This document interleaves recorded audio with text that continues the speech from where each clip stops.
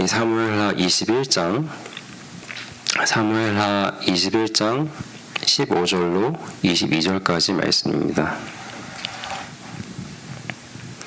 사무엘하 21장 15절로 22절까지 말씀입니다.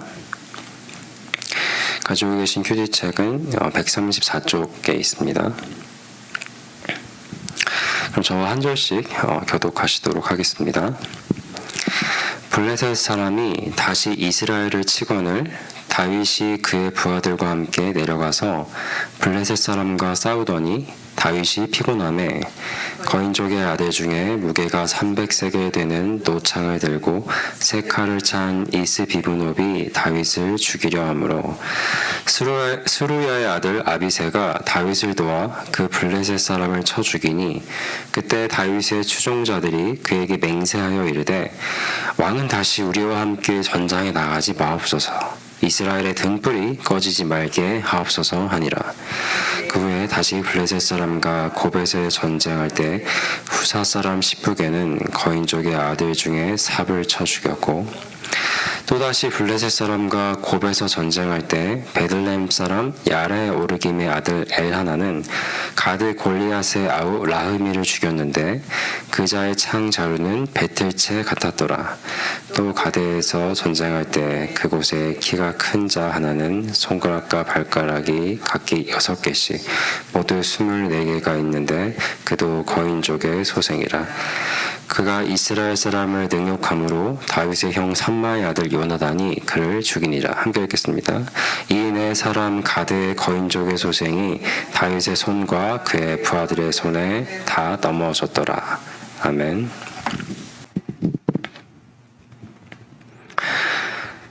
네, 어제도 말씀드렸지만 이 사무엘하의 마지막 부분에 있는 21장으로부터 24장까지는 이 사무엘서의 부록과도 같다고 말씀을 드렸습니다. 이 부록이라는 말에서 조금 더 가볍거나 덜 중요하다 이제 이런 의미에서의 그런 부록은 아니고요. 이 다윗의 그 삶 가운데 이제 여러 시점에서 유래된 그런 이야기들을 모아놓은 것으로 이 시대와 장르가 좀 섞여 있다라고 이제 말씀을 드렸습니다. 그래서 오늘 이 본문인 21장 25절부터 이 말씀도 정확히 다윗의 그 어느 때인지는 우리가 알 수는 없는데요. 다만 오늘 이 본문은 이 두 번에 걸쳐 있었던 전쟁에 대한 이야기가 이 본문 가운데 담겨 있다라는 것. 15절부터 이제 17절까지 또 한 전쟁이었고 또 18절에 또 이제 한 번 전쟁이 있었던 것을 이제 이야기가 나오고 있고요. 두 번 다 이 블레셋과의 전쟁이었다는 것. 이 정도로 우리가 좀 이 본문을 좀 그 배경을 알 수 있습니다. 그럼 오늘 이 본문을 좀 들어가서 보게 되면요. 15절 중반 이후를 보면 다윗이 그의 부하들과 함께 내려가서 이 블레셋 사람과 싸우더니 다윗이 피곤함에 이렇게 오늘 본문이 시작하고 있습니다. 이 블레셋과의 전쟁에 임해서 막 싸울 때 다윗이 참 피곤하였다라고 이렇게 나오고 있어요. 그래서 이어지는 말씀들을 보게 되면은 오늘 말씀은 15절부터 17절까지 말씀을 좀 중점적으로 볼 것인데 이스비브놉이라는 이 블레셋 사람들 가운데 이 거인족 가운데 한 사람이 다윗을 아주 죽음의 위기까지 몰아붙이게 되고요. 그래서 다윗이 아주 큰 위기를 맞게 되었는데 17절을 통하여서 그 큰 위기 가운데 이 아비새의 도움으로 그로부터 이제 벗어날 수 있었던 것을 그를 함께 무찌를 수 있었던 것을 우리가 17절을 통해서 볼 수가 있죠. 17절 말씀을 보면 이렇게 나오죠. 이 스루야의 아들 아비새가 다윗을 도와 그 블레셋 사람을 쳐 죽이니 그리고 이제 이어진 이 말씀을 좀 우리가 오늘 좀 유심히 볼 거예요. 그때 다윗의 추종자들이 그에게 맹세하여 이르되 왕은 다시 우리와 함께 전장에 나가지 마옵소서. 이스라엘의 등불이 꺼지지 말게 하옵소서 하니라. 지금 분명히 다윗이 피곤하고 지쳐서 그렇게 된 상태에서 정말 이 목숨이 경각에 달린 그 위기를 맞이한 것은 누구죠? 이 당사자인 다윗이 분명합니다. 그죠? 그런데 이 17절 말씀을 통하여서 우리가 무엇을 보게 되냐면은 정말 큰 위기로 여기고 정말 이것은 우리 이스라엘에 있어서 너무나도 큰 위험이었다라고 그렇게 생각하고 있는 사람들이 또 있었는데, 어쩌면 다윗보다도 더 그렇게 생각하는 사람들이 있었는데, 그게 바로 다윗에 함께 있었던 이 부하들이었다는 것을 우리가 이 17절 말씀을 통해서 보게 됩니다. 그들이 하는 말을 보면은 우리가 그걸 알 수가 있죠. 당신은 왕이시오. 당신은 우리의 이스라엘의 등불이십니다. 그 등불이 결코 꺼져서는 안 된 당신은 우리의 등불이십니다. 이렇게 말하는 이 부분을 통해서 우리가 그들의 마음을 헤아려 알 수가 있습니다. 여기서 그들이 등불이라고 표현했는데, 이 등불이 가지는 의미가 또 아주 큽니다. 이 등불, 성경에서 이 등불이라는 말이 자주 등장을 하기도 하지만, 또 성경에서 이 등불에 대해서 이 등불이 무엇인지, 무엇을 의미하는지에 대해서 또 가르쳐 주시는 것을 보면은 우리가 또 깊이 본문을 느낄 수가 있어요. 이 욥기 18장이나 이 잠언 13장을 보게 되면은 이 성경은 이 등불에 대해서 이 사람이 죽으면 그의 등불이 꺼진 것으로 이렇게 표현하기도 했습니다. 그러니까 이 등불은 생명에 대한 그런 이미지를 가지고 있는 분명한 단어이기도 해요. 생명의 어떤 그런 이미지를 가지고 있는데, 또 이 등불에 대해서 성경에서 말씀하신 바를 또 좀 보게 되면은 이 출애굽기 27장 20절 말씀을 보게 되면은 이 등불이 항상 이 끊임없이 등불이 켜져야 된다. 이게 성전 내에서 언제고 그 등불은 계속 켜져 있어야 한다라고 이런 말씀이 나오게 되는데, 이 불을 밝힌 등불이 이 이스라엘 그 사람들 가운데 성조와 그 성전 가운데서 계속해서 불이 켜져 있는 이것은 하나님의 우리 그 이스라엘 가운데 임하신 하나님의 그 임재를 또 상징하는 것이었거든요.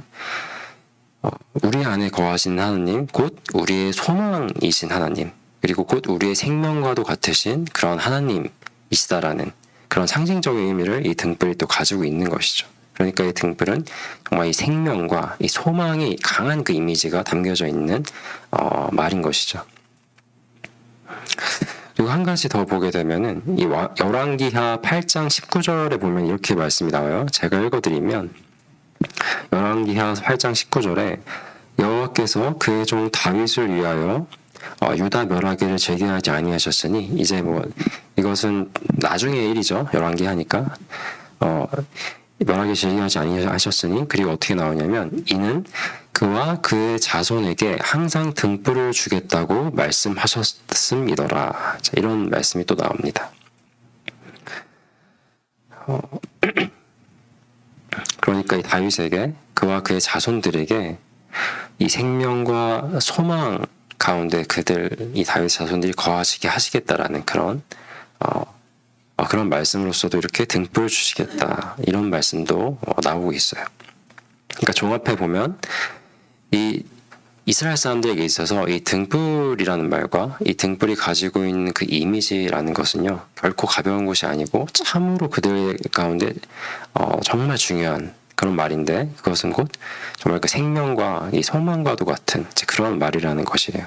지금 그런 등불이라는 그 말을 이 다윗에게, 당신은 우리 이스라엘의 등불과도 같은 존재입니다라고 말하고 있는 장면이죠. 당신은 우리에게 있어서 정말로 생명과도 같고 소망과도 같이 그렇게 중요한 사람입니다라고 지금 말을 하고 있다는 것입니다.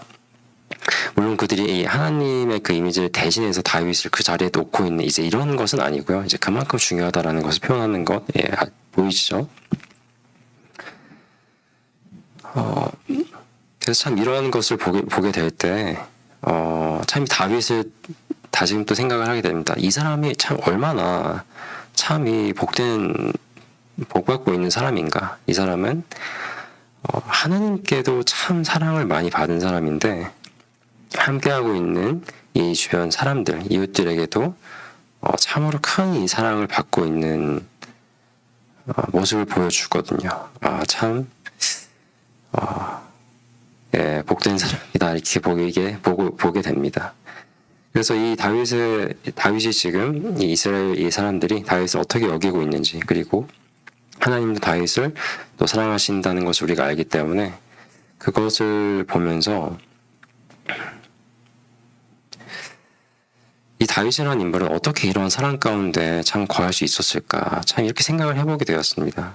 그리고 이 질문은 곧 오늘 이 본문을 통해 우리가 함께 나누고 오늘 우리의 삶 가운데 받고자 하는 그러한 적용점으로 또 이어질 수 있을 것 같아요. 그가 이렇게 사랑 가운데 살 수 있었던 것은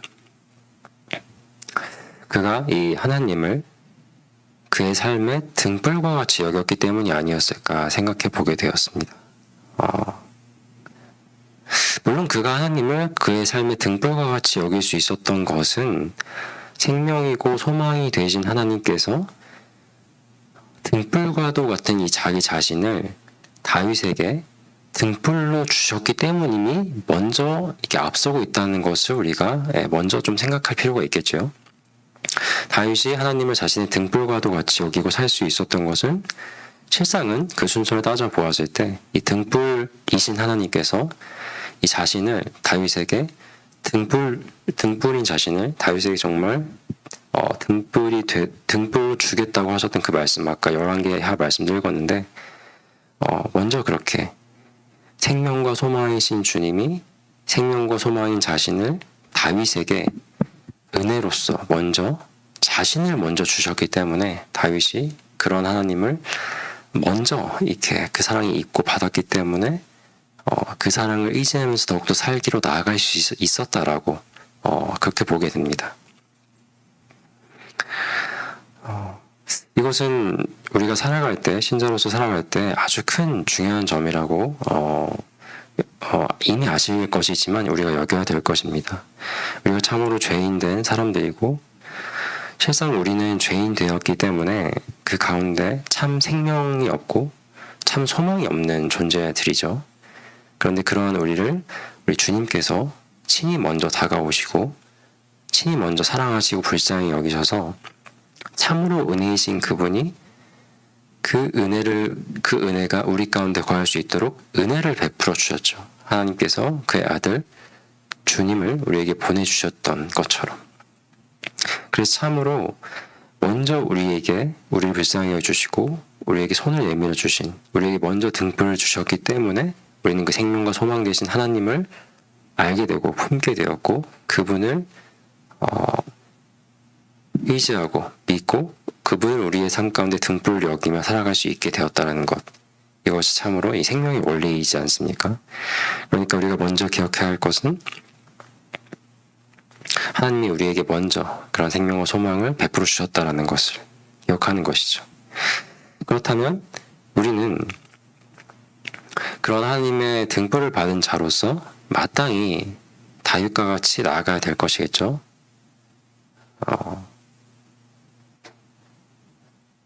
우리도 우리 하나님을 우리 삶의 등불과도 같이 여기며 마땅히 그렇게 여기며 의지하고 믿고 나아가기를 결단해야 하는 것으로 이어집니다.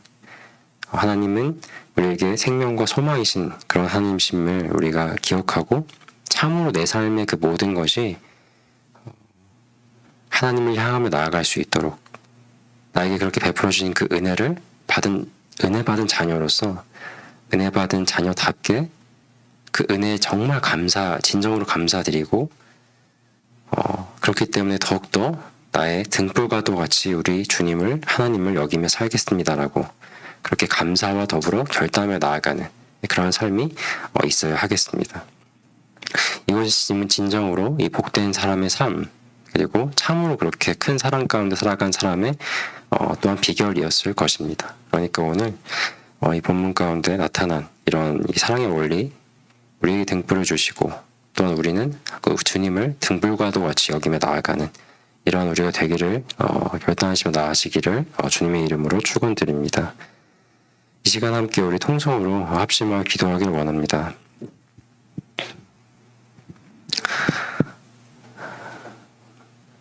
오늘 본문 말씀 가운데 우리가 특별히 이 등불이라는 것에 대해서 정말 참으로 우리 가운데 생명과 소망 되신 하나님에 대해서 묵상하였습니다.